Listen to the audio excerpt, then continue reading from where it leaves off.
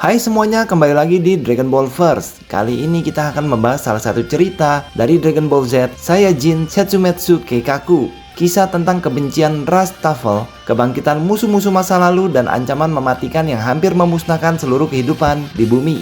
Bagaimana ceritanya? Langsung aja kita lanjut ke bagian cerita. Kisah ini bermula dari kebencian lama yang tidak akan pernah padam. Jauh sebelum Goku dan kawan-kawan dikenal sebagai pelindung bumi, ada satu ras yang telah lebih dulu musnah oleh tangan bangsa Saiyan, ras Tafel.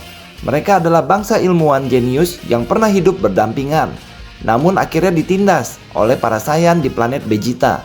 Dari seluruh ras Tafel, hanya satu orang yang selamat, Dr. Raichi. Selama puluhan tahun, Dr. Raichi hidup hanya dengan satu tujuan, membalas dendam kepada seluruh bangsa Saiyan, bahkan hingga keturunan mereka. Kebencian itu tidak sekedar disimpan, melainkan dikumpulkan, dimurnikan, dan dijadikan senjata. Dengan teknologi Tafel yang melampaui zamannya, Raichi menciptakan sebuah sistem mesin pembunuh dan sebuah senjata pamungkas bernama Hachiyak, perwujudan kebencian ras Tafel itu sendiri. Tanpa peringatan, bumi tiba-tiba berada di ambang kepunahan. Beberapa mesin misterius muncul di berbagai penjuru planet dan mulai melepaskan gas Destron, gas beracun mematikan yang mampu memusnahkan seluruh kehidupan hanya dalam hitungan jam. Gas ini tidak bisa dihentikan dengan cara biasa, dan jika dibiarkan, bumi akan bernasib sama seperti planet Vegeta. Merasakan kejanggalan energi yang luar biasa, Goku, Gohan, Vegeta, Trunks, dan Piccolo segera bergerak. Mereka berpencar untuk menghancurkan mesin-mesin gas Destron sebelum terlambat. Namun sejak awal, jelas bahwa ini bukan sekedar serangan biasa. Ada sesuatu atau seseorang yang dengan sengaja memancing mereka. Saat para pejuang Z mulai menghancurkan mesin-mesin tersebut, mimpi buruk dari masa lalu tiba-tiba bangkit kembali. Di hadapan mereka muncul sosok yang seharusnya sudah lama musnah, Frieza, sang tiran galaksi, diikuti oleh Cooler, kakaknya yang lebih kejam. Di tempat lain, Turles, Saiyan pengkhianat, berdiri bersama Lord Slug, Namekian iblis raksasa. Mereka semua adalah musuh yang pernah dikalahkan, dibunuh, dan dihapus dari sejarah. Namun kali ini ada satu hal yang mengerikan. Mereka tidak bisa mati. Setiap kali Goku dan kawan-kawan mengalahkan mereka, tubuh para musuh itu akan bangkit kembali, seolah kematian tidak lagi berlaku. Baru kemudian terungkap bahwa mereka bukan makhluk hidup, melainkan prajurit hantu, replika energi yang diciptakan dari data pertempuran dan kebencian, dikendalikan oleh teknologi Tafel.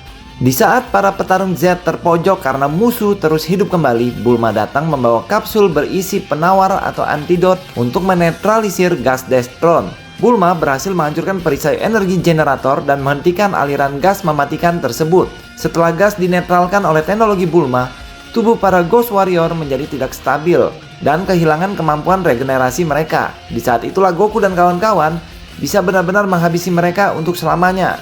Dengan usaha keras dan pertarungan brutal, mesin-mesin gas Destron di bumi akhirnya berhasil dihancurkan.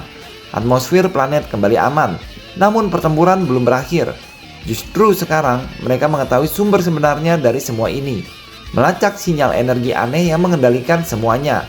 Para pejuang Z menuju sebuah tempat yang disebut planet kegelapan atau Dark Planet. Planet buatan yang dipenuhi teknologi Tafel dan energi kebencian murni. Di sanalah dalang dibalik segalanya menunggu. Di tengah kegelapan planet tersebut, mereka akhirnya bertemu dengan Dr. Raichi. Raichi menceritakan sejarah ras Tafel, bagaimana bangsa Saiyan menghancurkan peradaban mereka, merebut planet mereka, dan memusnahkan seluruh rasnya. Di hadapan para Saiyan terakhir, Raichi menumpahkan seluruh dendamnya. Namun kemudian terungkap sebuah fakta yang mengejutkan. Dr. Raichi sendiri bukan manusia yang hidup. Ia adalah prajurit hantu, diciptakan oleh Hachiyak sebagai avatar kebencian Tafel. Setelah pertarungan sengit, Raichi akhirnya dikalahkan. Tapi justru di saat itulah bencana sesungguhnya lahir. Mesin Hachiyak aktif sepenuhnya. Dari inti mesin tersebut, kebencian ras Tafel menjelma menjadi wujud fisik. Hachiyak, petarung raksasa dengan kekuatan yang mengerikan. Bahkan dikatakan melampaui Broly.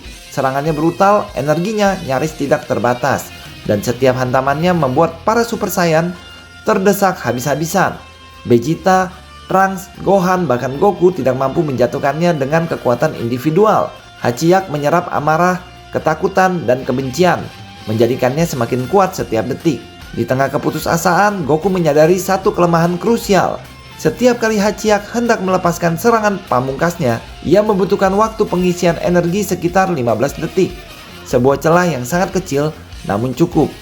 Goku berteriak memanggil semua orang.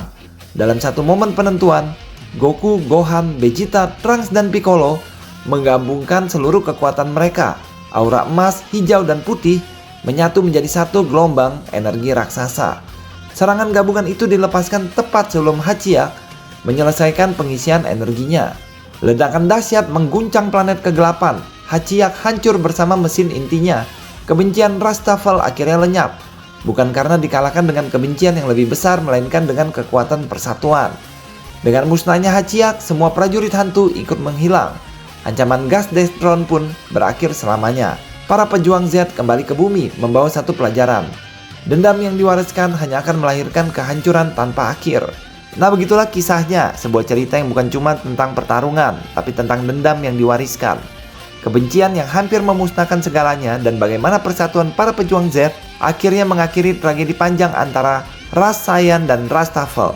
Kalau kalian suka pembahasan Dragon Ball seperti ini, jangan lupa like, subscribe, dan share. Terima kasih dan sampai jumpa.